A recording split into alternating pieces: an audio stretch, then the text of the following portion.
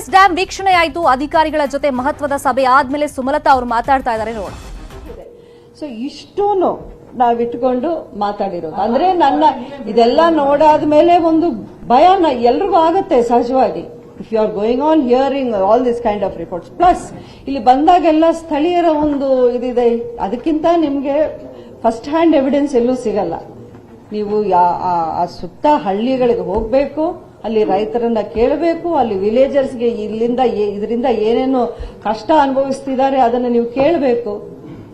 ನಾವು ಬರೀ ಒಂದು ಆಫೀಸಲ್ಲಿ ಟೇಬಲ್ ಮುಂದೆ ಕೂತ್ಕೊಂಡು ಆನ್ಸರ್ ಮಾಡೋದು ಸುಲಭ.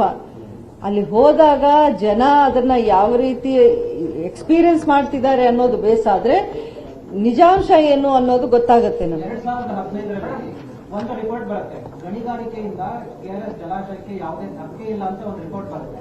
ಆ ರಿಪೋರ್ಟ್ ಅನ್ನು ರೆಫರ್ ಮಾಡಿದ್ದೀರಾ? ಗಣಿಗಾರಿಕೆಯಿಂದ ಯಾವುದೇ ಒಂದು ಧಕ್ಕೆ ಇಲ್ಲ ಅನ್ನೋಂಥ ರಿಪೋರ್ಟ್ ವಿಜ್ಞಾನಿಗಳ ಭೂವಿಜ್ಞಾನಿಗಳ ತಂಡ ಆ ರಿಪೋರ್ಟ್ ಇದೆಯಾ ನಿಮ್ಮ ಹತ್ರ? ಇದೆಯಾ ನಿಮ್ಮ ಎಲ್ಲರಿಗೂ ಗೊತ್ತಿದೆ madam.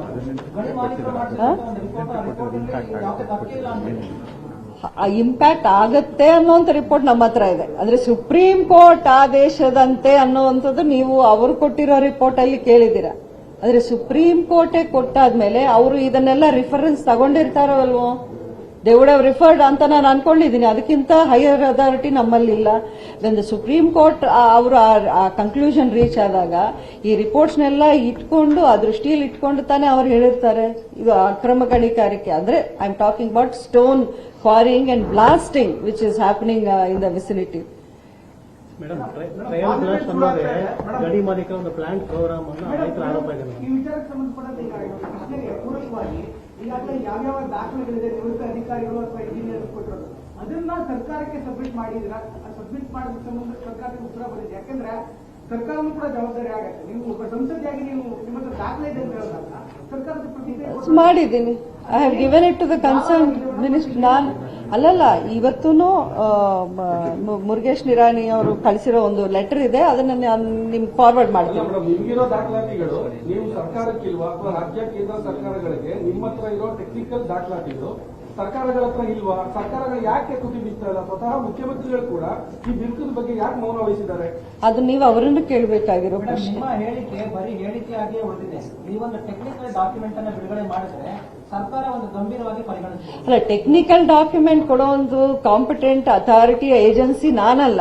That is what I am demanding. ಅದನ್ನ ಮಾಡಿಸಿ ಅಂತಾನೆ ನಾನು ಹೇಳ್ತಾ ಇರೋದು. I am demanding that has to come from the district administration and the concerned authorities. ಈಗಾಗಲೇ ಆಗಿದೆ ಮೇಡಮ್. ಏನು ಪ್ರಕೃತಿ ವಿಕೋಪ ಈಗ ನೀವ್ ಹೇಳ್ತೀರಾ ಹೇಳಿಕೆಯಾಗಿ ಉಳಿದಿದೆ ಅಂದ್ರೆ ಏನಕ್ಕೆ ಕಾಯ್ಬೇಕು ನಾವು?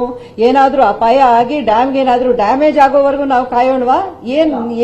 ಏನ್ ಪ್ರೂಫ್ ಬೇಕು ನಿಮ್ಗೆ? I don't understand this. I have expressed a concern.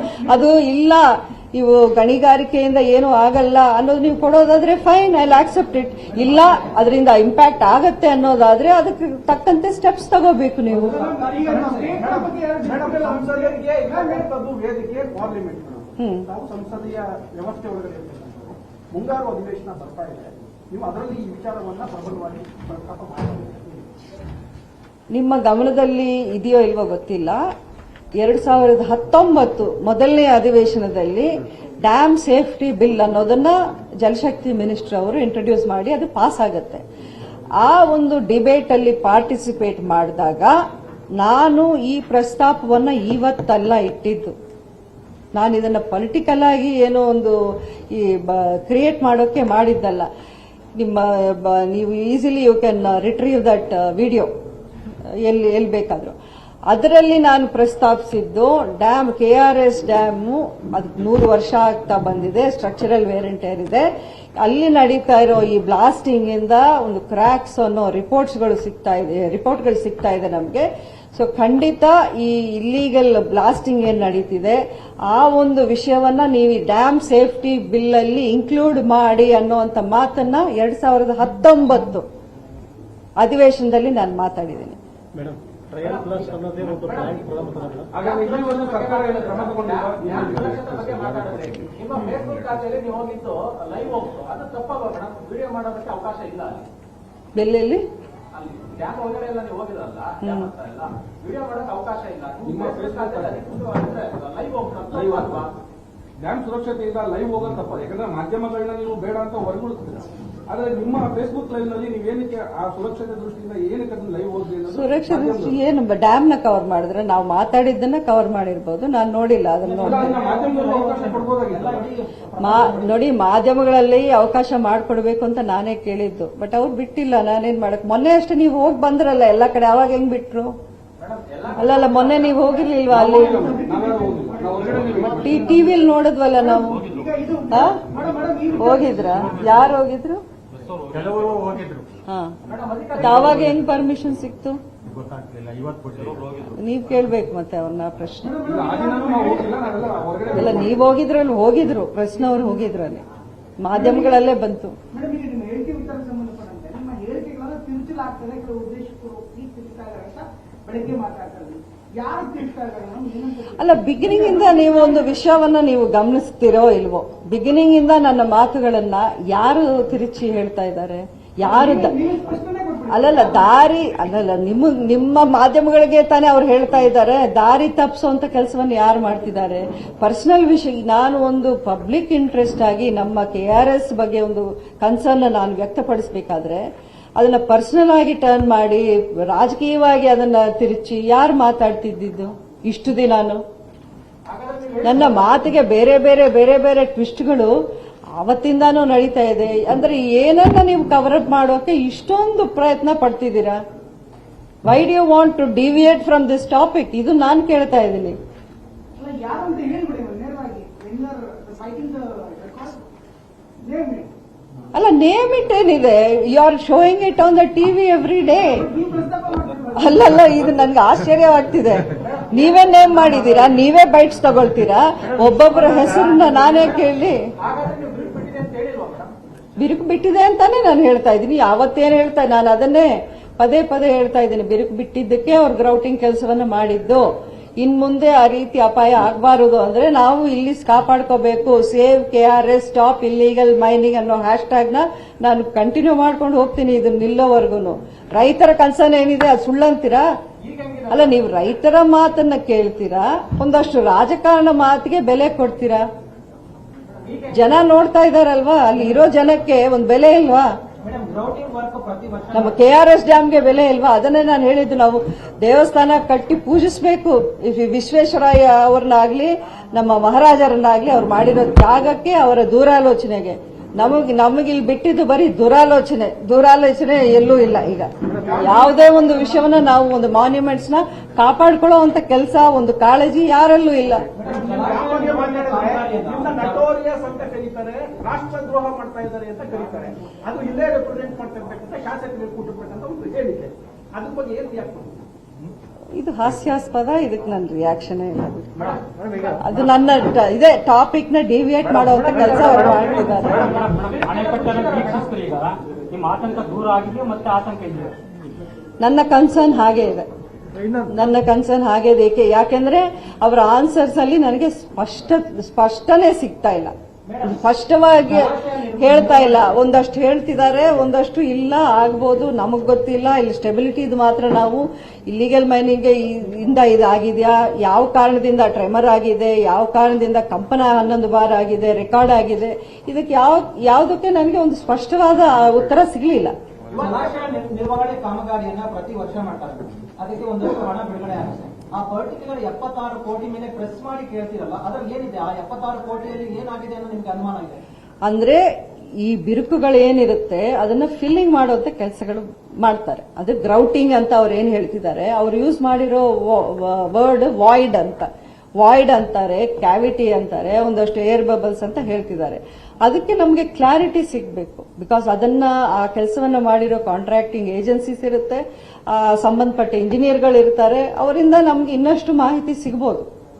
Madam, ಈಗ ವಿಜಯಕುಮಾರ್ ಅವರು ಡ್ಯಾಮ್ ಸೇಫ್ಟಿ ಇದೆ ಅಂತ ಒಂದ್ಸರಿ ಸ್ಟೇಟ್ಮೆಂಟ್ ಕೊಡ್ತಾರೆ. ಅದೇ ಸ್ಟೇಟ್ಮೆಂಟ್ ನಲ್ಲಿ ತಾವು 40 ವರ್ಷಕ್ಕೊಮ್ಮೆ ಬದಲಾಗಬೇಕಾದ ಗೇಟ್ ಅನ್ನ ನಾವು 90 ವರ್ಷದ ನಂತರ ನಾವು ಬದಲಾವಣೆ ಮಾಡ್ತಾ ಇದೀವಿ ಅಂತ ಹೇಳ್ತಾರೆ. ಆ ಒಂದು ಡ್ಯಾಮ್ ಸೇಫ್ಟಿ ಬಗ್ಗೆ ವಿಶ್ವೇಶ್ವರಯ್ಯರ ಜೊತೆ ಕೆಲಸ ಮಾಡಿದ ಒಂದು ಇಂಜಿನಿಯರ್ ಬುಕ್ ಬರೆದಿರ್ತಾರೆ, ಡ್ಯಾಮ್ ಯಾವ ರೀತಿ ಸೇಫ್ಟಿ ಮಾಡಬೇಕು ಅಂತ. 40 ವರ್ಷಕ್ಕೊಮ್ಮೆ ಚೇಂಜ್ ಆಗಬೇಕಾದ ಗೇಟ್ 90 ವರ್ಷದ ನಂತರ ಚೇಂಜ್ ಆಗ್ತಾ ಇದೆ. ಹಾಗೆ ಡ್ಯಾಮ್ ಸೇಫ್ಟಿ ಇದೆಯಾ? ಇದು ಅಧಿಕಾರಿಗಳ ನಿರ್ಲಕ್ಷ್ಯ ಅಲ್ವೇ? ಇದು ಇದಕ್ಕೆ ನಾವು ಈ ರೀತಿ ಒಂದು ಒಂದು ಒಂದು ಕನ್ಸರ್ನ್ ನಾವು ಪಬ್ಲಿಕ್ ಅಲ್ಲಿ ವ್ಯಕ್ತಪಡಿಸುವಾಗ ಈ ರೀತಿಯ ಏನೇನು ಲೋಪದೋಷಗಳು ಇದೆ, ನಮ್ಮಲ್ಲಿ ಏನೇನು ಸೇಫ್ಟಿ ಪ್ರಿಕಾಷನ್ಸ್ ತಗೊಳ್ಬೇಕಾಗಿರೋದು ಆಗ್ತಾ ಇಲ್ಲ ಅನ್ನೋದು ಸ್ವಲ್ಪ ಗಮನಕ್ಕೆ ಬರುತ್ತೆ, ಎಲ್ಲರ ಗಮನಕ್ಕೆ. ಈಗ ಈ ಇಶ್ಯೂ ಇಷ್ಟು ಆದ್ಮೇಲೆ ಎಲ್ಲರೂ ಗಮನಿಸ್ತಾರೆ, ಪ್ರತಿಯೊಬ್ಬರು ಎಚ್ಚೆತ್ಕೊಂಡು ಕೆಲಸವನ್ನ ಮಾಡಲೇಬೇಕಾಗಿರೋ ಒಂದು ಪರಿಸ್ಥಿತಿ ನಿರ್ಮಾಣ ಆಗುತ್ತೆ. So it is for everybody is good. ಇದರಲ್ಲಿ ತಪ್ಪೇನಿದೆ? ಈಗ ನನಗೊಂದು ಕನ್ಸರ್ನ್ ಇರುತ್ತೆ, ಈ ಬಿಲ್ಡಿಂಗ್ ಏನೋ ಶೇಕ್ ಆಗ್ತಿದೆ, ಅದನ್ನ ನಾನು ಎಕ್ಸ್ಪ್ರೆಸ್ ಮಾಡೋದು ತಪ್ಪ? ಇದು ಯಾವ ಕಾರಣಕ್ಕೆ ಶೇಕ್ ಆಗ್ತಿದೆ, ಇಲ್ಲಿ ಸುತ್ತಮುತ್ತ ಏನ್ ನಡೀತಾ ಇದೆ, ಅದನ್ನ ತಡೆಯೋಕೆ ಆದರೂ ನಾವೇನ್ ಮಾಡಬೇಕು, ರೈತರಿಗೆ ನಾವು ಯಾವ ರೀತಿ ಇದರಿಂದ ಆತಂಕ ಬರದೆ ನಾವು ಮಾಡಬೇಕು ಅನ್ನೋದು ಎಕ್ಸ್ಪ್ರೆಸ್ ಮಾಡೋದೇ ತಪ್ಪಾದ್ರೆ ಇನ್ನು ಎಲ್ಲರೂ ಬಾಯಿ ಮುಚ್ಕೊಂಡು ಏನ್ ಬೇಕಾದ್ರೂ ಆಗ್ಲಿ ಅಂತ ಇರ್ಬೇಕಾ? ಜನಪ್ರತಿನಿಧಿಗಳು, ನಮ್ಮ ಸಾರ್ವಜನಿಕರು ಏನ್ ಮಾಡ್ಬೇಕು? ನಾವೆಲ್ಲ ಸುಮ್ನೆ ಇರ್ಬೇಕಾ? ಈಗ ನಾನು ಸುಮ್ನೆ ಇದ್ದಿದ್ರೆ ಇಷ್ಟೊಂದು ಕಾಂಟ್ರವರ್ಸಿನೂ ಆಗ್ತಿರ್ಲಿಲ್ಲ, ನಾನು ನೆಮ್ಮದಿಯಿಂದ ನನ್ನ ಕೆಲಸ ನಾನು ಮಾಡ್ಕೋಬಹುದಾಗಿತ್ತು. ಇದೆಲ್ಲ ನನ್ಗೆ ಯಾಕೆ ಬೇಕಿತ್ತು? ನನ್ನನ್ನು ಯಾರಾದ್ರೂ ಬಂದು ಕೇಳಿದ್ರ ಇದನ್ನು ಮಾಡಿ ಅಂತ? This is every citizens responsibility. ಒಂದು ಸೋಷಿಯಲ್ ಕಾನ್ಶಿಯನ್ಸ್, ಸೋಷಿಯಲ್ ರೆಸ್ಪಾನ್ಸಿಬಿಲಿಟಿ ಇಟ್ಕೊಂಡು ಇದ್ರೆ ಸ್ವಲ್ಪನಾದ್ರೂ ಈ ರೀತಿ ಒಂದು ಕನ್ಸರ್ನ್ ಎಕ್ಸ್ಪ್ರೆಸ್ ಮಾಡ್ತೀವಿ ನಾವು, ಪ್ರತಿಯೊಬ್ಬರು ಮಾಡ್ತಾರೆ. ಜಲಾಶಯಕ್ಕೆ ಧಕ್ಕೆ ಇದೆ ಅಂತ 2018ರಲ್ಲಿ ಒಂದು ಸರ್ಕಾರಿ ಸಂಸ್ಥೆ ವರದಿ ಕೊಟ್ಟಿದೆ. ತಾವು ಅವಾಗ ಏನು ಮಾತಾಡಲಿಲ್ಲ, ಯಾವುದೇ ಧ್ವನಿ ಎತ್ತಿಲ್ಲ. ಈಗ ಇದ್ದಕ್ಕಿದ್ದಂಗೆ ಧ್ವನಿ ಎತ್ತಲಿಕ್ಕೆ ಏನಾದ್ರೂ ಕಾರಣ ಆಗಿರ್ಬೋದಾ? 2018ರಲ್ಲಿ ನಾನು ರಾಜಕೀಯದಲ್ಲಿಲ್ಲ. ನೀವು ಗೆದ್ದು 2 ವರ್ಷ ಆಗಿದೆ. ಅಲ್ಲಲ್ಲ, 2018ರಲ್ಲಿ ನಾನು ಗೆದ್ದಿದ್ದು 2019. ನಾನು ಈಗಾಗಲೇ ಹೇಳಿದ್ದೀನಿ, 19ರಲ್ಲೇ ಮೊದಲನೇ ಅಧಿವೇಶನದಲ್ಲಿ ನಾನು ಇದನ್ನು ರೇಸ್ ಮಾಡಿದ್ದೀನಿ. ಈ ಕನ್ಸರ್ನ್ ಇರೋದಕ್ಕೆ ತಾನೇ ರೇಸ್ ಮಾಡಿದ್ದೀನಿ. ಆವಾಗ ರೇಸ್ ಮಾಡೋದಕ್ಕೆ ಐ ಆಮ್ ಜಸ್ಟ್ ನಾರ್ಮಲ್. ಬಿಟ್ಟಿದೆ ಅನ್ನೋ ವಿಚಾರವನ್ನ ಎತ್ತಲಿಲ್ಲ. ಆ ಬಿಟ್ಟಿದೆ ಅನ್ನೋ ವಿಚಾರ ಎತ್ತಲಿಕ್ಕೆ ಏನಾದ್ರು ದಾಖಲೆ ಅಥವಾ ಏನಾದ್ರು ಸಾಕ್ಷಿ ಏನಾದ್ರು ಇತ್ತ ಅಂತ? ಅಲ್ಲ, ನಾನು I think I already answered this question. ಅವೆಲ್ಲ ಇಟ್ಕೊಂಡೆ ದಾಖಲೆಗಳನ್ನ ಮಾಧ್ಯಮಕ್ಕೂ ಬಿಡುಗಡೆ ಮಾಡಬಹುದಾ? ಯಾವ್ಯಾವ ದಾಖಲೆ ಇದೆ? ಇಂಜಿನಿಯರ್ಗಳ ಕನ್ಸರ್ನ್ ಇರ್ಬೋದು, ವರದಿಗಳಿರ್ಬೋದು, ಅಥವಾ ನಿವೃತ್ತ ಅಧಿಕಾರಿಗಳು ಏನೇನು ಹೇಳಿದಾರೆ ಅದನ್ನ ದಾಖಲೆಗಳನ್ನು ಮಾಧ್ಯಮಕ್ಕೆ ನೀವು ಬಿಡುಗಡೆ ಮಾಡಬಹುದು? ಖಂಡಿತ. ಯಾರಿಗೆ ಇಂಟ್ರೆಸ್ಟ್ ಇದೆಯೋ ಹೇಳಿ, ನಿಮ್ಮ ಒಂದು ಕಾಪಿ ಮಾಡಿ ಎಲ್ರಿಗೂ ಕಳಿಸ್ತೀನಿ ನಾನು.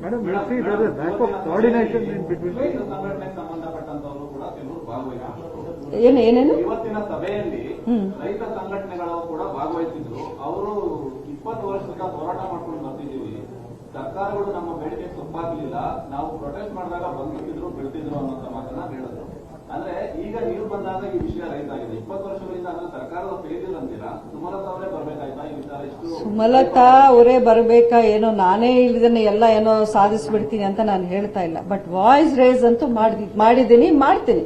ಈಗ ನಾನ್ ಮಾತ್ರ ಅಲ್ಲ, ಒಂದು ಕಾಲದಲ್ಲಿ ಪುಟ್ಟಣ್ಣಯ್ಯನವರು ಇದೇ ವಿಷಯ ತಗೊಂಡು ಹೋರಾಟವನ್ನ ಮಾಡಿದ್ದಾರೆ. ಅದನ್ನ ಇಲ್ಲ ಅಂತ ಯಾರಾದ್ರೂ ಹೇಳಕ್ಕಾಗತ್ತಾ? ಈಗ ಅವ್ರ ಮಾತನ್ನು ನೀವು ಇದೇ ರೀತಿ ಪ್ರಶ್ನಿಸಿದ್ದೀರಾ. ಪುಟ್ಟಣ್ಣಯ್ಯನವ್ರು ಹೇಳಿದಾಗ ನೀವು ಯಾವ ಕಾಳಜಿ ಇಟ್ಕೊಂಡ್ರಿ, ನಿಮ್ಗೇನ್ ಗೊತ್ತು, ಪುಟ್ಟಣ್ಣಯ್ಯನವ್ರ ಹತ್ರ ಏನ್ ದಾಖಲೆಗಳಿತ್ತು, ಯಾವ ಕಾರಣಕ್ಕೆ ಅವರು ಈ ಒಂದು ವಿಷಯವನ್ನ ಈಗ ರೇಸ್ ಮಾಡಿ ಇದಕ್ಕೊಂದು ಹೋರಾಟ ಮಾಡಿದ್ದಾರೆ? ಇಲ್ಲಿ ಏನಾಗ್ತಿದೆ, ಯಾರಿಗೆ ಇದ್ರ ಬಗ್ಗೆ ಕಾಳಜಿ ಇದೆಯೋ ಅವ್ರನ್ನ ಪಾಯಿಂಟ್ ಔಟ್ ಮಾಡಿ ಎಲ್ಲರೂ ಕೇಳ್ತಾ ಇದ್ದಾರೆ. ಯಾರಿಗೆ ಇದರಿಂದ ಅಪಾಯ ಆಗೋ ಸಾಧ್ಯತೆ ಇದೆ, they are getting away with it. ಅವ್ರನ್ನೇನು ಪಾಯಿಂಟ್ ಔಟ್ ಮಾಡಿ ಏನು ಹೇಳಕ್ ಆಗದಿರೋ ಒಂದು ರೀತಿಯಲ್ಲಿ ಅವರು ಎಲ್ಲರ ಮಾತುಗಳನ್ನ ತಿರುಚಿ ಬೇರೆ ಬೇರೆ ಹೇಳಿಕೆಗಳು ಕೊಡ್ತಾ ಇದ್ದಾರೆ. ವೆರಿ ಸಿಂಪಲ್ ಮ್ಯಾಟರ್ ಇದು. This is the culprit calling the police culprit. ಅಂದ್ರೆ ಉಲ್ಟಾ ಚೋರ್ ಕೊತ್ವಾಲ್ ಕೋ ಡಾಂಟೆ, ಅಷ್ಟೇ ನಡೀತಾ ಇರೋದು. ಬೆಳ್ಳಾರಿ ಮೈನಿಂಗ್ ನಡೆದ್ರೆ ರಿಪಬ್ಲಿಕ್ ಆಫ್ ಬೆಳ್ಳಾರಿ ಅಂತ ಹೇಳ್ತಾರೆ. ಬಟ್ KRS ನ ಗಣಿ ಮುಕ್ತ ಮಾಡಬೇಕು ಅಂತ ನೀವು ಹೋರಾಟ ಮಾಡಿದ್ರೆ ನೀವು ಒಂಟಿ ಧ್ವನಿ ಆಗ್ತೀರಿ. ಯಾಕೆ ಮೇಡಮ್? ದೊಡ್ಡವರೆಲ್ಲ ಕೂಡ ಬೆಂಗಳೂರಿಂದ ಬಳ್ಳಾರಿ ತನಕ ಪಾದಯಾತ್ರೆ ಮಾಡಿದ್ರು, ಮೈನಿಂಗ್ ಸ್ಟಾಪ್ ಮಾಡೋದಕ್ಕೆ ದೊಡ್ಡ ಮಟ್ಟದ ಹೋರಾಟ ನಡೆದಿತ್ತು. ಆದ್ರೆ ಇಲ್ಲೇ KRS ಪಕ್ಕದಲ್ಲಿ ಇರ್ತಕ್ಕಂಥ ಗಣಿಗಾರಿಕೆ ವಿಚಾರಕ್ಕೆ ಧ್ವನಿ ಇರ್ತದೆ, ನೀವು ಒಂಟಿ ಧ್ವನಿ ಆಗ್ತೀರಿ. ಯಾಕೆ ಒಂಟಿ ಧ್ವನಿ ಅಂತ ನೀವು ಅನ್ಕೊಂಡಿದ್ದೀರಾ?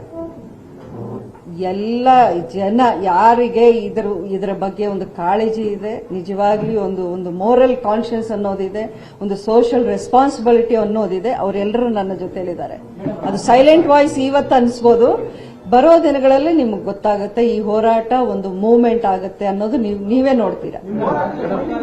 ನಾನು ಇದೇ ನಿಮ್ಮ ಮಾಧ್ಯಮಗಳ ಮೂಲಕ ಇನ್ನೊಂದು ರಿಕ್ವೆಸ್ಟ್ ಮಾಡ್ಕೊಡ್ತೀನಿ.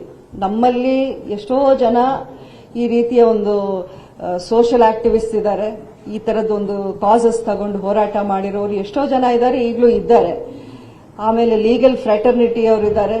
ಅವರೆಲ್ಲ ನನ್ನ ಜೊತೆಯಲ್ಲಿ ಕೈ ಜೋಡಿಸಿದ್ರೆ we can really save our KRS dam. Mining lobby ವಿರುದ್ಧ ಹೋಗ್ಲಿಕ್ಕೆ ನಿಮ್ಗೆ ಭಯ ಆಗ್ತಿಲ್ಲ? ಯಾಕಂದ್ರೆ ಅವು ಮೈನಿಂಗ್ ಲಾಬಿ ಬಹಳ ದೊಡ್ಡ ಮಟ್ಟದಲ್ಲಿ ನಮ್ಮ ಕಾಸ್ ಅದಕ್ಕಿಂತ ದೊಡ್ಡ ಮಟ್ಟದಲ್ಲಿದೆ. ಮೇಡಮ್ ಟ್ರಯಲ್ KRS ಅನ್ನೋದು KRS ಜಲಾಶಯಕ್ಕಿಂತ ದೊಡ್ಡದು ಯಾವುದೂ ಇಲ್ಲ. ಯಾವ ಲಾಬಿನೂ ಇಲ್ಲ, ಯಾವ ಮಾಫಿಯಾನೂ ಆಗಬಾರದು. ಮೇಡಮ್ ಟ್ರಯಲ್ ಬ್ಲಾಸ್ಟ್ ಅನ್ನೋದೇ ಒಂದು ಗಡಿ ಮಾಲೀಕರ ಒಂದು ಪ್ಲಾಂಟ್ ಪ್ರೋಗ್ರಾಮ್ ಅಂತ ರೈತರ ಆರೋಪ ಇದೆ. ಇಲ್ಲ, ಅದರಲ್ಲಿ ಅದು ಒಂದು ಟೆಕ್ನಿಕಲ್ ಪಾಯಿಂಟ್ ಇಟ್ಕೊಂಡು ಇವಾಗ ನೀವು ಟ್ರಯಲ್ ಬ್ಲಾಸ್ಟ್ ಏನಾಗುತ್ತೆ ನಾನು ಹೇಳ್ತೀನಿ. ನಮ್ಮ ರೈತರಿಗೂ ನಾನು ಇದನ್ನ ಒಂದು ಎಕ್ಸ್ಪ್ಲೇನ್ ಮಾಡೋಕೆ ಇಷ್ಟಪಡ್ತೀನಿ. ಒಂದು ಡಿಪಾರ್ಟ್ಮೆಂಟ್ ಅವ್ರು ಬಂದು ಈ ಒಂದು ಸರ್ಟಿಫಿಕೇಟ್ ಇಶ್ಯೂ ಮಾಡಿ ಟ್ರಯಲ್ ಬ್ಲಾಸ್ಟ್ ಇಂದ ಈ ರೀತಿ ಅಪಾಯ ಆಗುತ್ತೆ ಅನ್ನೋದು ಹೇಳೋವರೆಗೂ ಆ ಕಾರಣ ಇಟ್ಕೊಂಡು ಅವರು ಆ ಮೈನಿಂಗ್ ನ ನಾವೇನು ಮಾಡಕ್ಕಾಗಲ್ಲ, ತಡೆಯೋಕ್ಕಾಗಲ್ಲ ಅಂತ ಡಿಸ್ಟ್ರಿಕ್ಟ್ ಅಡ್ಮಿನಿಸ್ಟ್ರೇಷನ್ ಹೇಳ್ತಾರೆ. ಸೊ ಇದನ್ನ ಕೂತ್ಕೊಂಡು ಅಲ್ಲಿ ಏನಾಗುತ್ತೆ, ಎಲ್ಲಿ ಮಾಡ್ತಾರೆ ಈಗ ನೋಡೋಣ. ಆ ಟ್ರಯಲ್ ಬ್ಲಾಸ್ಟಿಂಗ್ ಅಂತ ಏನವರು ಫಿಕ್ಸ್ ಮಾಡಿದ್ರು, ಕೇಳಿದ್ರು ಆ ಟೀಮ್ನ, ಜಾರ್ಖಂಡ್ ಟೀಮ್, ಅದನ್ನು ನೋಡೋಣ. ಅದರ ಡಿಸ್ಟೆನ್ಸ್ ಏನಿದೆ, ಅದು ಯಾವ ರೀತಿ ಟ್ರಯಲ್ ಬ್ಲಾಸ್ಟಿಂಗ್ ಮಾಡ್ತಾರೆ ಅನ್ನೋ ರಿಪೋರ್ಟ್ನು ತರಿಸ್ಕೊಂಡು ನಾವು ಚರ್ಚೆ ಮಾಡೋಣ. ಯಾಕಂದ್ರೆ ನಾವೇ ಅದನ್ನ ತಡೆದ್ರೆ ನಾಳೆ ದಿನ ಅದನ್ನೇ ಉಪಯೋಗಿಸ್ಕೊಂಡು ಒಂದು ಅಸ್ತ್ರದ ತರ ಅವರು ಇನ್ನ ಈ ಒಂದು ಬ್ಲಾಸ್ಟಿಂಗ್ ಏನ್ ನಡೀತಾ ಇದೆ ಈಗ ಅಕ್ರಮವಾಗಿ ಅದನ್ನ ಒಂದು ನಿಯಂತ್ರಿಸೋಕೆ ಅವರು ಏನು ಮಾಡೋಕ್ಕಾಗಲ್ಲ. ಜಿಲ್ಲಾಡಳಿತ ಬೇಡ ಅಂತ ಹೇಳಿ ಸರ್ಕಾರಿ ಸಂಸ್ಥೆ ಒಂದು ವರದಿ ಕೊಟ್ಟಿದೆ. ಈಗ ಗಣಿಗಾರಿಕೆ ಇರೋದು KRS ಡ್ಯಾಮ್ ವಿಚಾರವಾಗಿ ಬಿರುಕು ಬಿಟ್ಟಿರೋದು ಹೌದು. ನಾನು ಹಿಂದೆನೂ ಸ್ಟೇಟ್ಮೆಂಟ್ ಕೊಟ್ಟಿದ್ದೆ, ಅದಕ್ಕೆ ಈಗಲೂ ಬದ್ಧ. ಸಣ್ಣ ಬಿರುಕು ಬಿಟ್ಟಿತ್ತು ಹೌದು, ಅದನ್ನ ದುರಸ್ತಿ ಮಾಡುವಂತ ಕೆಲಸವನ್ನ ಅಧಿಕಾರಿಗಳು ಮಾಡಿದ್ದಾರೆ ಅನ್ನೋ ವಿಚಾರವನ್ನ ಸುಮಲತಾ ಅವರು ಇವತ್ತು KRS ಡ್ಯಾಮ್ಗೆ ವಿಸಿಟ್ ಮಾಡಿದ ಮೇಲೆ ಅಧಿಕಾರಿಗಳ ಜೊತೆಗೆ ಮಹತ್ವದ ಸಭೆ ಆದ್ಮೇಲೆ ಸುದ್ದಿಗೋಷ್ಠಿಯಲ್ಲಿ ಮಾಹಿತಿಯನ್ನ ಕೊಡ್ತಾ ಇದ್ರು. ಇತರೆ ಸುದ್ದಿಯತ್ತ ನಾವು ಗಮನ ಹರಿಸೋದಾದ್ರೆ, ಬಾಗಲಕೋಟೆ ಜಿಲ್ಲೆ ಬಾದಾಮಿಯಲ್ಲೂ ದಿನಸಿ ಕಿಟ್ಗಾಗಿ ಕಾರ್ಮಿಕರು ಇವತ್ತು ಮುಗಿಬಿದ್ದಿದ್ರು. ಎಲ್ಲ ಕಡೆ ಇದೇ ಸಮಸ್ಯೆ ಆಗ್ತಾ ಇದೆ. ತಹಶೀಲ್ದಾರ್ ಕಚೇರಿ ಎದುರುಗಡೆನೆ ಈ ತರ ನೂಕುನುಗ್ಗಲು ಉಂಟಾಗಿದ್ದು, ಸರ್ಕಾರದಿಂದ ಕಟ್ಟಡ ಕಾರ್ಮಿಕರಿಗೆ ಅಂತ ದಿನಸಿ ಕಿಟ್ ವಿತರಣೆಯನ್ನ ಮಾಡ್ತಾ ಇದ್ರು. ಈ ವೇಳೆ ನೂರಾರು ಸಂಖ್ಯೆಯಲ್ಲಿ ಕಾರ್ಮಿಕರು ಸೇರ್ಕೊಂಡಿದ್ರು. ಹಾಗಾಗಿ ನೂಕು ನುಗ್ಗಲು ಉಂಟಾಯಿತು. ಸಾಮಾಜಿಕ ಅಂತರ ಇರಲಿಲ್ಲ, ಮಾಸ್ಕ್ ಕೆಲವರು ಹಾಕೊಂಡಿರಲಿಲ್ಲ. ಕಾರ್ಮಿಕರು ನಮಗೆ ಫುಡ್ ಕಿಟ್ ಸಿಕ್ಕರೆ ಸಾಕು ಅಂತ ಮುಗಿಬಿದ್ದಿದ್ರು. ಕಚೇರಿ ಕಿಟಕಿ ಬಾಗ್ಲು ಮೇಲೆ ಹತ್ತಿ ನಿಂತಿದ್ದ ದೃಶ್ಯಗಳು ಕೂಡ ಅಲ್ಲಿ ಕಂಡುಬಂತು. ತಹಶೀಲ್ದಾರ್ ಕಚೇರಿಯಲ್ಲೇ ಕೋವಿಡ್ ನಿಯಮಗಳು ಗಾಳಿಗೆ ತೂರಲಾಗಿತ್ತು. ಇನ್ನೊಂದು ಕಡೆ ದಾವಣಗೆರೆಯಲ್ಲೂ ಹರಿಹರ ಪಟ್ಟಣದ APMC ಮಾರ್ಕೆಟ್ನಲ್ಲಿ ಕಟ್ಟಡ ಕಾರ್ಮಿಕರಿಗೆ ಫುಡ್ ಕಿಟ್ ವಿತರಣೆ ಆಗ್ತಾ ಇತ್ತು. ಈ ವೇಳೆ ಜನರು ಕೊರೋನಾ ನಿಯಮಗಳನ್ನ ಗಾಳಿಗೆ ತೂರಿ ಫುಡ್ ಕಿಟ್ಗೆ ಮುಗಿಬಿದ್ರು.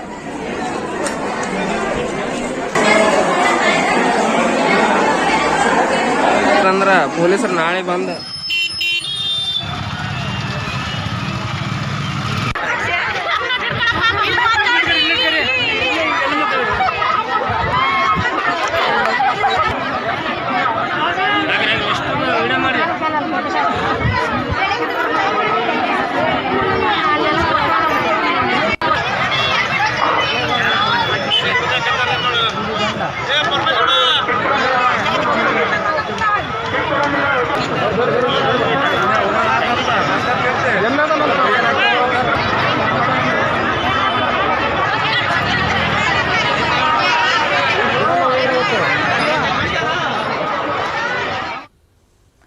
ಯಾದಗಿರಿಯಲ್ಲಿ ಆಹಾರ ಕಿಟ್ಗೆ ಕಾರ್ಮಿಕರು ಮುಗಿಬಿದ್ದಿದ್ದಾರೆ. ಕಾರ್ಮಿಕ ಇಲಾಖೆಯಿಂದ ಕಟ್ಟಡ ಕಾರ್ಮಿಕರಿಗೆ ಕಿಟ್ ವಿತರಣೆಯನ್ನ ಮಾಡಲಾಗ್ತಾ ಇತ್ತು. ಈ ಸುದ್ದಿ ಗೊತ್ತಾಗ್ತಾ ಇದ್ದಂತೆ ನೂರಾರು ಕಾರ್ಮಿಕರು ಸ್ಥಳಕ್ಕೆ ಬಂದಿದ್ದಾರೆ. ಈ ವೇಳೆ ಸಾಮಾಜಿಕ ಅಂತರ ಇರಲಿಲ್ಲ, ಮಾಸ್ಕ್ ಕೂಡ ಹಾಕಿರಲಿಲ್ಲ. ಕಿಟ್ಗಾಗಿ ಎಲ್ಲರೂ ಮುಗಿಬಿದ್ದಿದ್ದು, ಪೊಲೀಸರು ಎಷ್ಟೇ ಮನವಿ ಮಾಡಿಕೊಂಡ್ರು ಜನ ಮಾತ್ರ ಕ್ಯಾರೆ ಅಂದಿಲ್ಲ. ಈ ವೇಳೆ ಪೊಲೀಸರು ಮತ್ತೆ ಕಾರ್ಮಿಕರ ನಡುವೆ ಕೆಲಕಾಲ ವಾಗ್ವಾದ ನಡೆಯಿತು. ನೂಕು ನುಗ್ಗಲು ತಡೆಯೋದಕ್ಕೆ ಪೊಲೀಸರು ಹರಸಾಹಸ ಪಟ್ಟರು. ನಿಯಂತ್ರಣಕ್ಕೆ ಯಾವಾಗ ಬರಲಿಲ್ಲ, ಪೊಲೀಸರು ಅನಿವಾರ್ಯವಾಗಿ ಲಾಠಿ ರುಚಿಯನ್ನು ತೋರಿಸಬೇಕಾಯಿತು.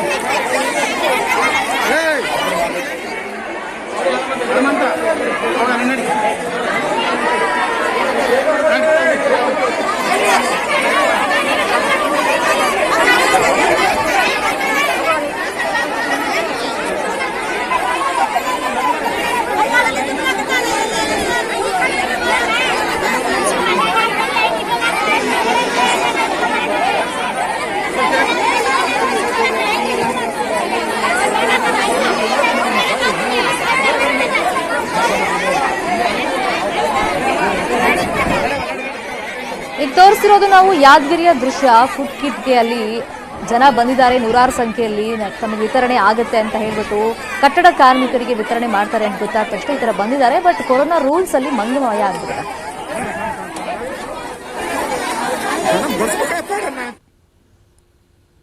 ಬೆಂಗಳೂರಿನಿಂದ ಮಂಗಳೂರಿಗೆ ದಟ್ಟ ಕಾಡಿನ ನಡುವೆ ರೈಲಿನ ವಿಸ್ಟಾಡೋಮ್ ಕೋಚ್ನಲ್ಲಿ ಪ್ರಯಾಣ ಮಾಡೋದೇ ಒಂದರ ತರ ಹಬ್ಬ ಆಗ್ಬಿಟ್ಟಿದೆ.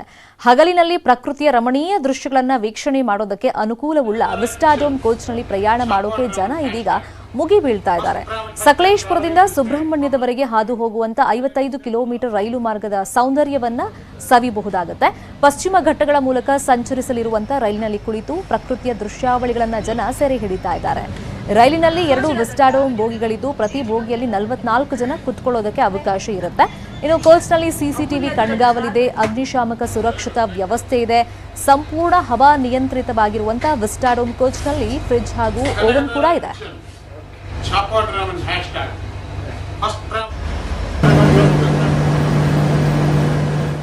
ಇನ್ನು ವಿಸ್ಟಾಡೋಮ್ ಕೋಚ್ ಹೇಗಿದೆ, ಇದರ ಸ್ಪೆಷಾಲಿಟಿ ಏನು ಅಂತ ನಮ್ಮ ಪ್ರತಿನಿಧಿ ಕಿಶನ್ ಶೆಟ್ಟಿ ಪ್ರತ್ಯಕ್ಷ ವರದಿ ಕೊಟ್ಟಿದ್ದಾರೆ, ನೋಡೋಣ. ದಕ್ಷಿಣ ಭಾರತದ ಮೊದಲ ವಿಸ್ಟಾಡೋಮ್ ಕೋಚ್ಗೆ ಸಂಸದ ನಳಿನ್ ಕುಮಾರ್ ಕಟೀಲ್ ಮಂಗಳೂರಲ್ಲಿ ಚಾಲನೆ ಕೊಟ್ಟಿದ್ದಾರೆ. ಆ ಚಾಲನೆ ಸಿಕ್ಕ ಬಳಿಕ ಪ್ರವಾಸಿಗರ ಸಂಖ್ಯೆ ಕೂಡ ಬಹಳಷ್ಟು ದೊಡ್ಡದಾಗಿರುವಂಥದ್ದು. ನಾವೀಗ ಮಂಗಳೂರಿನ ರೈಲ್ವೆ ಜಂಕ್ಷನ್ ಅಲ್ಲಿ ಇದ್ದೇವೆ. ನೀವು ದೃಶ್ಯಗಳಲ್ಲಿ ಗಮನಿಸ್ತಾ ಹೋದ್ರೆ ಇದೇ ವಿಸ್ಟಾಡೋಮ್ ಕೋಚ್, ದಕ್ಷಿಣ ಭಾರತದ ಮೊದಲ ವಿಸ್ಟಾಡೋಮ್ ಕೋಚ್, ಭಾರತೀಯ ರೈಲ್ವೆ ಇಲಾಖೆಯ ಅತ್ಯಂತ ಮಹತ್ವಾಕಾಂಕ್ಷೆಯ ಕೋಚ್ ಕೂಡ ಇದಾಗಿರುವಂಥದ್ದು. ಹಾಗಾದ್ರೆ ಒಳಭಾಗದಲ್ಲಿ ಯಾವ ರೀತಿಯಾಗಿ ಇದೆ ಅನ್ನೋದನ್ನ ತೋರಿಸ್ತೀನಿ ಬನ್ನಿ. ಮೊದಲು ಈ ಕೋಚ್ನ ಒಳಭಾಗಕ್ಕೆ ಹೋದಂತಹ ಸಂದರ್ಭದಲ್ಲಿ ನಮಗೆ ಒಂದು ಇಲ್ಲಿ ಗ್ಯಾಲರಿ ಸಿಗುತ್ತೆ. ಅಂದರೆ ಪಶ್ಚಿಮ ಘಟ್ಟದ ಸಂದರ್ಭದಲ್ಲಿ ಹೋಗುವಂಥ ವೇಳೆಯಲ್ಲಿ ಎಲ್ಲ ಸಸ್ಯ ರಾಶಿಗಳನ್ನು ಈ ಗ್ಯಾಲರಿಯಲ್ಲಿ ಕೂತು ನೋಡ್ಕೋಬಹುದು. ತುಂಬ ಒಳ್ಳೆಯ ಸ್ಪೇಸ್ ಕೂಡ ಇಲ್ಲಿ ಹಾಕಿದ್ದಾರೆ. ಸಾಮಾನ್ಯವಾಗಿ ಮೆಟ್ರೋದಲ್ಲಿ ಯಾವ ರೀತಿಯಾಗಿ ಇದೆ ಆ ರೀತಿಯ ವ್ಯವಸ್ಥೆಗಳನ್ನು ಕೂಡ ಮಾಡಿದ್ದಾರೆ ಮತ್ತು 2 ಫ್ಯಾನ್ಗಳನ್ನು ಕೂಡ ಆ ಕಡೆ ಈ ಕಡೆ ಹಾಕಿರುವಂಥದ್ದು ಮತ್ತು CC ಕ್ಯಾಮೆರಾಗಳು ಕೂಡ ಈ ಗ್ಯಾಲರಿಯಲ್ಲಿ ಇರುವಂಥದ್ದು. ಹಾಗಾಗಿ AC ಸಂಪೂರ್ಣವಾಗಿ ಹವಾನಿಯಂತ್ರಿತವಾದ ಕೋಚ್ ಇದಾಗಿರೋ ಕಾರಣಕ್ಕಾಗಿ ಪ್ರವಾಸಿಗರು ಕೂಡ ಅತಿ ಹೆಚ್ಚಿನ ಸಂಖ್ಯೆಯಲ್ಲಿ ಕೂಡ ಬರ್ತಾ ಇದ್ದಾರೆ. ನಾವೀಗ ರೈಲ್ನ ಒಳಭಾಗದಲ್ಲಿ ಹೋಗ್ತಾ ಇದ್ದೇವೆ, ಕೋಚ್ನ ಒಳಭಾಗದಲ್ಲಿ ಹೋಗ್ತಾ ಇದ್ದೇವೆ. ಪ್ರಮುಖವಾಗಿ ಈ ಕೋಚ್ ಯಾಕೆ ಇಷ್ಟು ಮಹತ್ವ ಅಂತ ಹೇಳಿದರೆ, ನೀವು ಐಷಾರಾಮಿಯಾಗಿ ಅಥವಾ ಸುಖಾಸೀನವಾಗಿ ಹೋದಂಥ ಸಂದರ್ಭದಲ್ಲಿ ನಿಮ್ಗೇನಾದರೂ ಕೂಲ್ ಡ್ರಿಂಕ್ಸನ್ನು ಕುಡಿಬೇಕು ಅಂತ ಸಂದರ್ಭದಲ್ಲಿ ಕೂಡ ಇಲ್ಲಿ ಫ್ರಿಡ್ಜ್ ಕೂಡ ಇದೆ. ಯಾವುದೇ ರೀತಿಯಾಗಿ ಕೂಲ್ ಡ್ರಿಂಕ್ಸನ್ನು ಇದರಲ್ಲಿಟ್ಟು ಕುಡಿಬಹುದು ಮತ್ತು ಏನಾದರೂ ಬಿಸ್ಕೆಟ್ ಅಥವಾ ಚಹಾ ಏನಾದರೂ ಫ್ಲಾಸ್ಕ್ ತಂದಿದ್ರೆ ಅದನ್ನು ಈ ಭಾಗದಲ್ಲಿಟ್ಟು ಅದನ್ನು ರೈಲ್ವೆಯಲ್ಲಿ ಹೋಗುತ್ತಾ ಇದನ್ನು ತೆಗೆದುಕೊಳ್ತಾ ಕುಡಿಬಹುದು. ಮತ್ತು ಇನ್ನು ಈ ಭಾಗದಲ್ಲಿ ನೋಡ್ತಾ ಹೋದರೆ ಮೈಕ್ರೋ ಓವನ್ ಕೂಡ ಇದೆ. ಮೈಕ್ರೋ ಓವನ್ನಲ್ಲಿ ನೀವು ಬುತ್ತಿಯಲ್ಲಿ ಏನಾದರೂ ಇಟ್ಟಿದ್ರೆ ಅಥವಾ ತಂದು ಬಂದಿದ್ರೆ ಪ್ರಯಾಣದ ವೇಳೆಯಲ್ಲಿ ಏನಾದರೂ ತಿನ್ಕೊಂಡು ಹೋಗುವ ಎಂಬ ಆಲೋಚನೆಯಲ್ಲಿ ಬಂದಿದ್ರೆ ಅದನ್ನು ಇಲ್ಲಿಟ್ಟು ಬಿಸಿ ಮಾಡಿ ಅನಂತರವಾಗಿ ಕೂಡ ತಿನ್ಕೋಬಹುದು. ಮತ್ತು ಇದು ಕೂಡ ಬಿಸಿ ಮಾಡುವಂಥ ಒಂದು ಮಿಷಿನನ್ನು ಕೂಡ ಇಲ್ಲಿ ಗಮನಿಸ್ತಾ ಇದ್ದೀವಿ. ಹಾಗಾಗಿ ಇದನ್ನೆಲ್ಲವನ್ನು ನೋಡೋಕೆ ಇಲ್ಲಿ ರೈಲ್ವೆ ಸಿಬ್ಬಂದಿ ಕೂಡ ಇರ್ತಾರೆ. ಇನ್ನು ಒಳಭಾಗದಲ್ಲಿ ಯಾವ ರೀತಿಯಾಗಿ ಇದೆ ಅನ್ನೋದನ್ನು ನಾವು ನೋಡ್ಕೊಂಡು ಹೋಗೋಣ. ನೀವು ದೃಶ್ಯಗಳಲ್ಲಿ ಗಮನಿಸ್ತಾ ಹೋದರೆ ಸಂಪೂರ್ಣವಾಗಿ ಸುಖಾಸೀನವಾದಂತಹ ರೈಲ್ವೆ ಕೋಚ್. ಸಾಮಾನ್ಯವಾಗಿ ಇದು ರೈಲ್ವೆ ಕೋಚ ಅನ್ನೋದಕ್ಕೆ ಬಹಳಷ್ಟು ನಂಬೋಕೆ ಸಾಧ್ಯ ಆಗ್ತಾ ಇಲ್ಲ. ಬಹಳಷ್ಟು ಶುಭ್ರವಾಗಿ ಈ ಕೋಚ್ ಹೊಳೆಯುತ್ತಿದೆ ಮತ್ತು ಅಷ್ಟೇ ಕ್ಲೀನ್ ಆಗಿ ರೈಲ್ವೆ ಇಲಾಖೆಯವರು ಮೇಂಟೈನ್ ಅನ್ನು ಕೂಡ ಮಾಡಬೇಕಾಗತ್ತೆ. ಪ್ರಮುಖವಾಗಿ ಮಂಗಳೂರಿಂದ ಬೆಂಗಳೂರಿಗೆ ಹೋಗುವಂತಹ ಪಶ್ಚಿಮ ಘಟ್ಟದ ಸಂದರ್ಭದಲ್ಲಿ ಟ್ರೈನ್ ಹಾದು ಹೋಗುತ್ತೆ. ಆ ನಂತರವಾಗಿ ಅಲ್ಲಿ ಸಿಗುವಂತಹ ಸಸ್ಯ ರಾಶಿಗಳಾಗಿರ್ಬೋದು, ಪಶ್ಚಿಮ ಘಟ್ಟದ ಸೌಂದರ್ಯ ಆಗಿರ್ಬೋದು, ನದಿ ತೊರೆಗಳಾಗಿರ್ಬೋದು ಮತ್ತು ಮಂಗಳೂರಿಂದ ಹೋಗುವಂಥ ಸಂದರ್ಭದಲ್ಲಿ ಸಮುದ್ರವನ್ನು ನೋಡುವಂಥ ಎಲ್ಲ ದೃಶ್ಯಗಳು ಈ ವಿಸ್ಟಾಡೋಮ್ ಕೋಚಲ್ಲಿ ಕಂಡು ಬರುತ್ತೆ. ಪ್ರಮುಖವಾಗಿ ಇಲ್ಲಿ ತುಂಬ ಪ್ರಯಾಣಿಕರು ಕೂಡ ಬರ್ತಾ ಇದ್ದಾರೆ. ಅವ್ರ ಜೊತೆ ಮತ್ತೆ ಮಾತಾಡಿಸ್ತಾ ಹೋಗ್ತೇವೆ. ನೀವು ಇಲ್ಲಿ ಗಮನಿಸ್ತಾ ಇರ್ಬೋದು, ಸೀಟ್ಗಳನ್ನು ಕೂಡ ಅಷ್ಟೇ ಕಂಫರ್ಟ್ ಆಗಿ ಇಲ್ಲಿ ಮಾಡಿರುವಂಥದ್ದು. ಪ್ರಮುಖವಾಗಿ ಈ ಸೀಟ್ಗಳು ಯಾಕೆ ಇಷ್ಟು ಮಹತ್ವ ಅಂತ ಹೇಳಿದರೆ, ನೀವು ಆರಾಮಾಗಿ ಹೀಗೆ ಕೂತ್ಕೊಂಡು ಹೋಗ್ಬೋದು. ಮನೆಯಲ್ಲಿ ಯಾವ ರೀತಿಯಾಗಿ ಆ ಸೋಫಾ ಮೇಲೆ ಕೂತ್ಕೊಂಡು ಟಿವಿಯನ್ನು ನೋಡ್ತೀರಾ, ಹಾಗೆ ರೈಲ್ನಲ್ಲಿ ಕೂತ್ಕೊಂಡು ಪಶ್ಚಿಮ ಘಟ್ಟದ ಸೌಂದರ್ಯವನ್ನು ಎಲ್ಲವನ್ನ ಈ ಗ್ಲಾಸ್ ಮೂಲಕ ನೋಡ್ಕೋಬಹುದು. ಹಾಗಾಗಿ ಭಾರತೀಯ ರೈಲ್ವೆ ಇಲಾಖೆ ಬಹಳಷ್ಟು ಮಹತ್ವಾಕಾಂಕ್ಷೆಯನ್ನು ಹೊಂದಿರುವಂಥದ್ದು. ಇದು ಪ್ರಮುಖವಾಗಿ 180 ಡಿಗ್ರಿಯನ್ನು ತಿರುಗುತ್ತೆ. ನೀವು ಈ ರೀತಿಯಾಗಿ ಮಾಡಿದರೆ ಕೆಳಗೆ ಒಂದು ಎಕ್ಸಲೇಟ್ ಥರ ಕೊಟ್ಟಿದ್ದಾರೆ, ಅದನ್ನು ಒತ್ತಿದ್ರೆ 180 ಡಿಗ್ರಿ ಈ ಸೀಟ್ ತಿರುಗುತ್ತೆ ಮತ್ತು ಆ ಕಡೆ ಬೇಕಿದ್ರೆ ಕೂಡ ತಿರುಗ್ಬೋದು. ಮತ್ತು ಪ್ರಮುಖವಾಗಿ ಈ ಸೀಟ್ನ ಕೆಳಭಾಗದಲ್ಲಿ ಚಾರ್ಜಿಂಗ್ ವ್ಯವಸ್ಥೆಯನ್ನು ಕೂಡ ರೈಲ್ವೆ ಇಲಾಖೆ ಕಲ್ಪಿಸಿರುವಂಥದ್ದು. ಯಾಕಂದರೆ ಸಾಮಾನ್ಯ ರೈಲ್ಗಳಲ್ಲಿ ಕೆಲವು ಚಾರ್ಜಿಂಗ್ ಪಾಯಿಂಟ್ಗಳಿರುತ್ತೆ, ಆದರೆ ಈ ವಿಸ್ಡಾಡಮ್ ಕೋಚಲ್ಲಿ ಎಲ್ಲ ಸೀಟ್ಗಳಿಗೆ ಚಾರ್ಜಿಂಗ್ ಪಾಯಿಂಟನ್ನು ಕೂಡ ಹಾಕಿದ್ದಾರೆ. ಇನ್ನು ಟಾಯ್ಲೆಟ್ ವ್ಯವಸ್ಥೆ ಕೂಡ ಸಂಪೂರ್ಣವಾಗಿ ಇರುವಂಥದ್ದು, ಜೈವಿಕವಾಗಿ ಆಗುವಂತಹ ಟಾಯ್ಲೆಟ್ನ ವ್ಯವಸ್ಥೆಗಳನ್ನು ಕೂಡ ವಿಸ್ಡಾಡಮ್ ಕೋಚಲ್ಲಿ ಮಾಡಿರುವಂಥದ್ದು. ಇನ್ನು ಪ್ರಮುಖವಾಗಿ ಪ್ರಯಾಣಿಕರ ಜೊತೆ ನಾನು ಮಾತಾಡಿಸಿ ವಿಸ್ಡಾಡಮ್ ಕೋಚಲ್ಲಿ ಹೇಗೆ ಎಕ್ಸೈಟ್ ಆಗಿದ್ದೀರಿ? ಯಾವಾಗ ಒಂದು ಭಾರತ ಇಂಡಿಯನ್ ರೈಲ್ವೆ ಸ್ಟಾರ್ಟ್ ಮಾಡಿತ್ತು ಆಗದಿಂದ ನಮಗೆ ಒಂದು ಎಂಥಾಸಿಯಮ್ ಇತ್ತು, ನಾವು ಫಸ್ಟಿಗೆ ಬರಬೇಕು ಅಂತೇಳಿ. ಮೊನ್ನೆ ಆದಿತ್ಯವಾರ ಟಿಕೆಟ್ ಫುಲ್ ಆಯಿತು, ಆದರೆ ಈ ಬುಧವಾರ ನಾವು ಟಿಕೆಟ್ ಬುಕ್ ಮಾಡಿ ಬೆಳಗ್ಗೆಯಿಂದ ಕಾತರದಿಂದ ಕಾಯ್ದು ಈಗ ನಾವು ಈ ರೈಲ್ವೆಗೆ ಬಂದಿದ್ದೇವೆ. ಇಲ್ಲಿ ನೀವು ಹೇಳಿದ ಹಾಗೆ ಎಲ್ಲ ಫೆಸಿಲಿಟಿ ಒಳ್ಳೆದಿದೆ. ನಾವು ಏನು ಹಿಂದೆ ರೈಲ್ವೆಯವರು ಎಷ್ಟು ಗಲೀಜು ಅಂತ ಹೇಳ್ತಿದ್ರ, ಅದಕ್ಕಿಂತ ನಾವು ವಿದೇಶದಲ್ಲಿ ನೋಡುವಂಥ ರೈಲಿನಾಗಿ ಇಲ್ಲಿ ಕಾಣ್ತಾ ಇದೆ. ಇದಕ್ಕೆ ನಾವು ಭಾರತ ಸರ್ಕಾರಕ್ಕೆ, ಇಂಡಿಯನ್ ರೈಲ್ವೆಗೆ ನಾವು ತುಂಬ ಧನ್ಯವಾದ ಹೇಳಬೇಕು. ರಿಯಲಿ ಹ್ಯಾಪಿ, ತುಂಬ ಸಂತೋಷ ಆಗ್ತಾ ಉಂಟು. ಯಾವತ್ತೋ ಒಂದು ದಿವಸಕ್ಕೆ ಆದಂಥ ದಿನ ಇವಾಗ ಬರ್ತಾ ಇದೆ. So I am happy. ತುಂಬ ಎಕ್ಸೈಟೆಡ್ ಆಗಿದೆ ಸರ್. ಯಾವಾಗಲೂ ಡೋರ್ ಮುಂದೆ ನಿಂತ್ಕೊಂಡು ವೆಸ್ಟರ್ನ್ ಘಾಟ್ಸ್ನ ನೋಡಿದ್ದು ಎಕ್ಸ್ಪೀರಿಯನ್ಸ್ ಇದೆ. ಆದರೆ first time Mangaluru to Yeshwantpur vistadome ಕೋಚಲ್ಲಿ ಹೋಗ್ತಿರೋದು ಸಖತ್ ಎಕ್ಸ್ಪೆಕ್ಟೇಷನು ಇದೆ. ಕ್ಲೀನ್ಲಿನೆಸ್ ನೋಡಿ ತುಂಬ ಒಂಥರ ಆಶ್ಚರ್ಯ ಥರ ಆಗ್ತಿದೆ, ನಮ್ಮ ಇಂಡಿಯನ್ ಕೋಚ್ ಆಯಿತು ಅಂತ. ಸುವ್ಯವಸ್ಥೆಯನ್ನು ಕೂಡ ಹೊಂದಿದೆ ಭಾರತೀಯ ರೈಲ್ವೆ ಇಲಾಖೆ. ಇದೊಂದು ಮೈಲುಗಲ್ಲು ಅಂತ ಪ್ರಯಾಣಿಕರೇ ಕೂಡ ಹೇಳ್ತಿದ್ದಾರೆ. ಮಂಗಳೂರಿಂದ ಬೆಂಗಳೂರಿಗೆ ಆ ವಿಸ್ಡಾಡಮ್ ಕೋಚ್ನಲ್ಲೇ ಪ್ರಯಾಣಿಸಿ ಪಶ್ಚಿಮ ಘಟ್ಟದ ಸೌಂದರ್ಯವನ್ನು ಆಸ್ವಾದಿಸಿ ಅನ್ನೋದು ನ್ಯೂಸ್ 18 ಕನ್ನಡದ ಆಶಯ. ಕಿಶನ್ ಶೆಟ್ಟಿ, ನ್ಯೂಸ್ 18 ಕನ್ನಡ, ಮಂಗಳೂರು.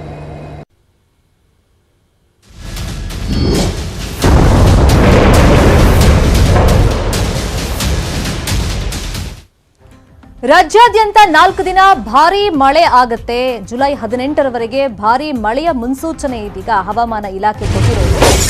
ಎಸ್ಪೆಷಲಿ ಕರಾವಳಿ ಮತ್ತೆ ಮಲೆನಾಡು ಭಾಗದಲ್ಲಿ ಈಗ ಆಲ್ರೆಡಿ ಮಳೆ ನಿರಂತರವಾಗಿ ಸುರಿತಾಲೇ ಇದೆ. ಇನ್ನು 4 ದಿನ ಭಾರೀ ಮಳೆಯ ಮುನ್ಸೂಚನೆಯನ್ನ ಇದೀಗ ಹವಾಮಾನ ಇಲಾಖೆ ಕೊಟ್ಟಿದೆ. ಅಲ್ಲಿಗೆ ಜುಲೈ 18ರವರೆಗೆ ಭಾರೀ ಪ್ರಮಾಣದಲ್ಲಿ ಮಳೆ ಆಗಬಹುದು ಅಂತ. ಇದಕ್ಕೆ ಕಾರಣ ಪೂರ್ವ ಅರಬ್ಬಿ ಸಮುದ್ರದಲ್ಲಿ ವಾಯುಭಾರ ಕುಸಿತ ಅಂತೆ. ಜುಲೈ 18ರವರೆಗೆ ರಾಜ್ಯದ ಹಲವೆಡೆ ವ್ಯಾಪಕವಾಗಿ ಮಳೆಯಾಗುತ್ತೆ. ಇನ್ನು ಬೆಂಗಳೂರಲ್ಲಿ 2 ದಿನ ಮಳೆಯ ಅಬ್ಬರ ಇರುತ್ತೆ ಅಂತ ಹವಾಮಾನ ಇಲಾಖೆ ಈಗ ಮುನ್ಸೂಚನೆಯನ್ನ ಕೊಟ್ಟಿರೋದು ಮತ್ತೆ ಎಚ್ಚರಿಕೆಯನ್ನು ಕೊಟ್ಟಿದೆ. ಕರಾವಳಿ ಹಾಗೆಯೇ ಮಲೆನಾಡು ಭಾಗದಲ್ಲಿ ರೆಡ್ ಅಲರ್ಟ್ ಘೋಷಣೆಯಾಗಿದೆ. ಇನ್ನು ಉತ್ತರ ಕರ್ನಾಟಕ ಭಾಗದಲ್ಲಿ ಯೆಲ್ಲೋ ಅಲರ್ಟ್ ಘೋಷಣೆಯಾಗಿದೆ. ಈ ಬಗ್ಗೆ ಮಾಹಿತಿಯನ್ನು ಕೊಟ್ಟಿದ್ದಾರೆ ಹವಾಮಾನ ಇಲಾಖೆಯ ನಿರ್ದೇಶಕ CS ಪಾಟೀಲ್ ಅವರು. ಇಂದು ಕರಾವಳಿ, ಉತ್ತರ ಒಳನಾಡು ಹಾಗೂ ದಕ್ಷಿಣ ಒಳನಾಡಿನಲ್ಲಿ ವ್ಯಾಪಕ ಮಳೆಯಾಗಿದೆ. ಮುಖ್ಯವಾಗಿ ಕದ್ರಾ ಉತ್ತರ ಕನ್ನಡ ಜಿಲ್ಲೆಯಲ್ಲಿ 13 ಸೆಂಟಿಮೀಟರ್ ಮಳೆಯಾಗಿದೆ. ಸುಬ್ರಹ್ಮಣ್ಯ 10 ಸೆಂಟಿಮೀಟರ್, ಸುಳ್ಯ ಮತ್ತು ಉಪ್ಪಿನಂಗಡಿ ದಕ್ಷಿಣ ಕನ್ನಡ ಜಿಲ್ಲೆಯ ತಲಾ 9 ಸೆಂಟಿಮೀಟರ್ ಮಳೆಯಾಗಿದೆ. ಈಗಿರುವ ಹವಾಮಾನದ ಸ್ಥಿತಿ ಏನೆಂದರೆ, ಪೂರ್ವ ಅರಬ್ಬಿ ಸಮುದ್ರದ ಕರ್ನಾಟಕದ ಕರಾವಳಿಯಲ್ಲಿ ಕಡಿಮೆ ಒತ್ತಡವಿರುವ ವಿಸ್ತರಿಸಿದ ಪ್ರದೇಶವಿದೆ. ಕಚ್ ಪ್ರದೇಶದಲ್ಲಿ ವಾಯುಭಾರ ಕುಸಿತವಾಗಿದೆ. ಸರ್ಕ್ಯುಲೇಷನ್ನು ಛತ್ತೀಸ್ಗಢದ ದಕ್ಷಿಣ ಭಾಗದಲ್ಲಿ ಇದ್ದು ಅದು 5.8 ಕಿಲೋಮೀಟರ್ ಎತ್ತರದಲ್ಲಿ ಇದೆ. ಇವುಗಳ ಪ್ರಭಾವದಿಂದ ಕರಾವಳಿ, ಉತ್ತರ ಒಳನಾಡು ಹಾಗೂ ದಕ್ಷಿಣ ಒಳನಾಡಿನಲ್ಲಿ ಜುಲೈ 14ರಿಂದ 18ರವರೆಗೆ ವ್ಯಾಪಕ ಮಳೆಯಾಗುವ ಹೆಚ್ಚಿನ ಸಾಧ್ಯತೆ ಇದೆ. ಬೆಂಗಳೂರಿನಲ್ಲಿ ಮುಂದಿನ 2 ದಿನಗಳವರೆಗೆ ಮಳೆಯಾಗುವ ಹೆಚ್ಚಿನ ಸಾಧ್ಯತೆ ಇದ್ದು ಗರಿಷ್ಠ ಉಷ್ಣಾಂಶ 25 ಡಿಗ್ರಿ ಸೆಂಟಿಗ್ರೇಡ್ ಹಾಗೂ ಕನಿಷ್ಠ ಉಷ್ಣಾಂಶ 20 ಡಿಗ್ರಿ ಸೆಂಟಿಗ್ರೇಡ್ ಇರುವ ಹೆಚ್ಚಿನ ಸಾಧ್ಯತೆ ಇದೆ. ಇಂದು ಕರಾವಳಿ, ಉತ್ತರ ಒಳನಾಡು ಹಾಗೂ ದಕ್ಷಿಣ ರಾಜ್ಯದ ಹಲವೆಡೆ ಆಲ್ರೆಡಿ ಈಗ ಭಾರೀ ಪ್ರಮಾಣದಲ್ಲಿ ಮಳೆ ಆಗ್ತಿದೆ. ಅದರಲ್ಲಿ ಕೊಡಗಿನಲ್ಲಿ ವರುಣನ ಅಬ್ಬರ ಮುಂದುವರೆದಿದೆ. ಭಾಗಮಂಡಲ, ತಲಕಾವೇರಿ ಸೇರಿದಂತೆ ಜಿಲ್ಲೆಯಾದ್ಯಂತ ಕಳೆದ 2 ದಿನಗಳಿಂದ ಬಿಟ್ಟು ಬಿಡದೆ ಮಳೆ ಸುರಿತಾಲೇ ಇದೆ. ಗಾಳಿ ಸಹಿತ ನಿರಂತರವಾಗಿ ಮಳೆ ಸುರಿತಾ ಇರೋದ್ರಿಂದ ಜನಜೀವನ ಅಸ್ತವ್ಯಸ್ತವಾಗಿದೆ. ಭಾರೀ ಮಳೆಯಿಂದಾಗಿ ಕಾವೇರಿ ನದಿ ತುಂಬಿ ಹರಿತಾ ಇದೆ. ಭಾಗಮಂಡಲದ ತ್ರಿವೇಣಿ ಸಂಗಮ ಬಹುತೇಕ ಭರ್ತಿಯಾಗಿದೆ. ಓಂಕಾರೇಶ್ವರ ದೇವಾಲಯದ ಸುತ್ತಮುತ್ತ ಜಲಾವೃತ ಆಗಿದೆ. ರಸ್ತೆ ಸಂಚಾರ ದುಸ್ತರ ಆಗಿದೆ. ವಾಹನ ಸವಾರರು ಪರದಾಡುವಂತ ಪರಿಸ್ಥಿತಿ ಇದೆ.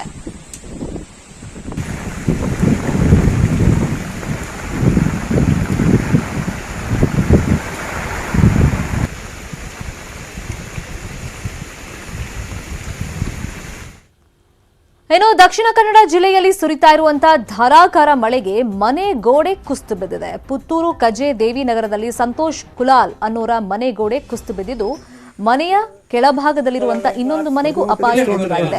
ನಿರಂತರವಾಗಿ ಸುರಿತಾ ಇರುವಂತಹ ಮಳೆಗೆ 2 ಮನೆಗಳು ಅಪಾಯದಲ್ಲಿ ಸಿಲುಕಿವೆ.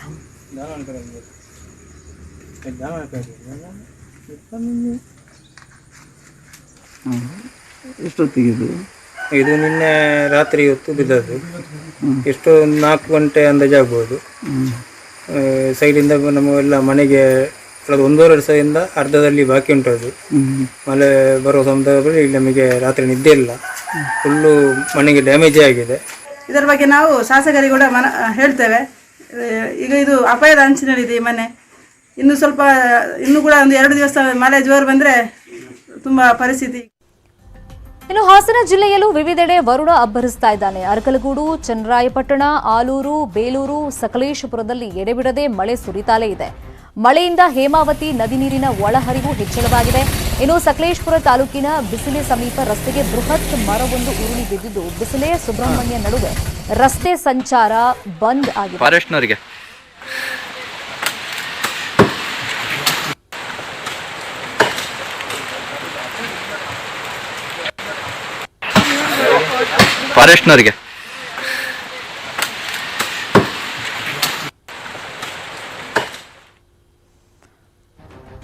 ಉಡುಪಿ ಜಿಲ್ಲೆಯಲ್ಲೂ ಭಾರೀ ಮಳೆ ಸುರಿತಾ ಇದೆ. ಜಿಲ್ಲೆಯಲ್ಲಿ ಆರೆಂಜ್ ಅಲರ್ಟ್ ಘೋಷಿಸಲಾಗಿದೆ. ನಾಡದೋಣಿ ಮೀನುಗಾರಿಕೆ ಸಂಪೂರ್ಣವಾಗಿ ಸ್ಥಗಿತಗೊಳಿಸಲಾಗಿದೆ. ಇನ್ನು ದಕ್ಷಿಣ ಕನ್ನಡ ಜಿಲ್ಲೆಯಾದ್ಯಂತ ವರುಣ ಅಬ್ಬರಿಸ್ತಾ ಇದ್ದಾನೆ. ಕುಕ್ಕೆ ಸುಬ್ರಹ್ಮಣ್ಯದ ಸ್ನಾನಘಟ್ಟ ಮುಳುಗಡೆಯಾಗಿದೆ. ಹವಾಮಾನ ಇಲಾಖೆ ಮುಂದಿನ 4 ದಿನ ಭಾರೀ ಮಳೆಯಾಗುತ್ತೆ ಅಂತ ಈಗ ಮುನ್ಸೂಚನೆಯನ್ನು ಕೊಟ್ಟಿರೋದು. ದಕ್ಷಿಣ ಕನ್ನಡದಲ್ಲೂ ಆರೆಂಜ್ ಅಲರ್ಟ್ ಇತ್ತು, ಇನ್ಮುಂದೆ ರೆಡ್ ಅಲರ್ಟ್ ಇರುತ್ತೆ ಮುಂದಿನ 4 ದಿನ. ಇನ್ನೊಂದು ಕಡೆ ಮಲೆನಾಡು ಭಾಗ ಶಿವಮೊಗ್ಗದಲ್ಲೂ ಅಷ್ಟೇ ಭಾರೀ ಮಳೆಯಾಗ್ತಾ ಇದೆ. ಗಾಜನೂರು, ಆಯನೂರು, ತೀರ್ಥಹಳ್ಳಿ, ಸಾಗರ ಸೇರಿದಂತೆ ಅನೇಕ ಕಡೆಗಳಲ್ಲಿ ವರುಣನ ಆರ್ಭಟ ಮುಂದುವರೆದಿದೆ.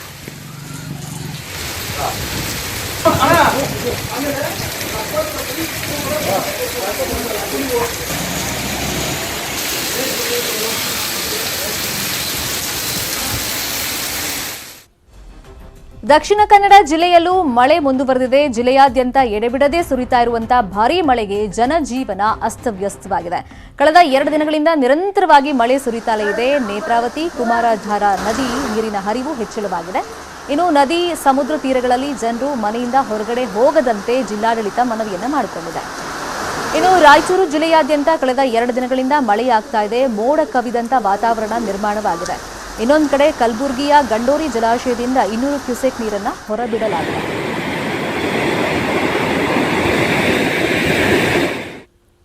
ನೆಟ್ವರ್ಕ್ 18 ಫೆಡರಲ್ ಬ್ಯಾಂಕ್ ಸಹಯೋಗದಲ್ಲಿ ಸಂಜೀವಿನಿ ಗಾಡಿ ಪೂರ್ತಿ ಭಾರತದ ಕೊರೋನಾ ಬಾಧಿತ ಜಿಲ್ಲೆಗಳಲ್ಲಿ ರೌಂಡ್ಸ್ ಹಾಕ್ತಾ ಇದೆ.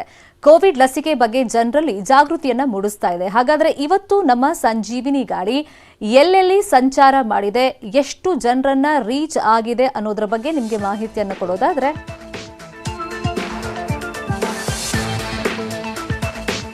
ನಾಸಿಕ್ ಹಾಗೇನೆ ಗುಂಟೂರ್ನ ಪ್ರತಿ ಹಳ್ಳಿಗಳಿಗೂ ನಮ್ಮ ಸಂಜೀವಿನಿ ಗಾಡಿ ಸಂಚಾರವನ್ನ ಮಾಡಿ ಜನರಲ್ಲಿ ಕೊರೋನಾ ಲಸಿಕೆ ಬಗ್ಗೆ ಅರಿವನ್ನ ಮೂಡಿಸ್ತಾ ಇದೆ. ಆನ್ಲೈನ್ ರಿಜಿಸ್ಟ್ರೇಷನ್ ಯಾವ ತರ ಮಾಡಿಸ್ಕೊಳ್ಬೇಕು, ಲಸಿಕಾ ಕೇಂದ್ರಕ್ಕೆ ಹೋದಾಗ ಯಾವ ತರ ತಯಾರಿಗಳನ್ನ ಮಾಡ್ಕೊಳ್ಬೇಕು ಅಂತ ಇಲ್ಲಿ ತನಕ 410 ಹಳ್ಳಿಗಳಲ್ಲಿ ಸಂಚಾರ ಮಾಡಿ 2,04,950 ಜನರಲ್ಲಿ ಲಸಿಕೆ ಬಗ್ಗೆ ಅರಿವನ್ನ ಮೂಡಿಸಲಾಗಿದೆ. ಇದು ಸದ್ಯದ ನ್ಯೂಸ್ ಅಪ್ಡೇಟ್ಸ್. ಇದೀಗ ನ್ಯೂಸ್ ಮುಗಿತು. ನಾನು ಸ್ಟುಡಿಯೋದಿಂದ ಹೊರಗಡೆ ಹೋಗ್ತಾ ಇದ್ದೀನಿ, ಅದಕ್ಕೆ ಮತ್ತೆ ಮಾಸ್ಕ್ ಅನ್ನ ಹಾಕೊಳ್ತಾ ಇದ್ದೀನಿ. ಕೊರೋನಾ ವೈರಸ್ ಬಗ್ಗೆ ನಿರ್ಲಕ್ಷ್ಯ ಮಾಡಕ್ ಹೋಗ್ಬಿಡಿ. ಕೋವಿಡ್ ಅಪ್ರಾಪ್ರಿಯೇಟ್ ಬಿಹೇವಿಯರ್ ಫಾಲೋ ಮಾಡಿ. ನೋಡ್ತಾ ಇರಿ ನ್ಯೂಸ್ 18 ಕನ್ನಡ, ಜಾಲ ನಮ್ಮದು.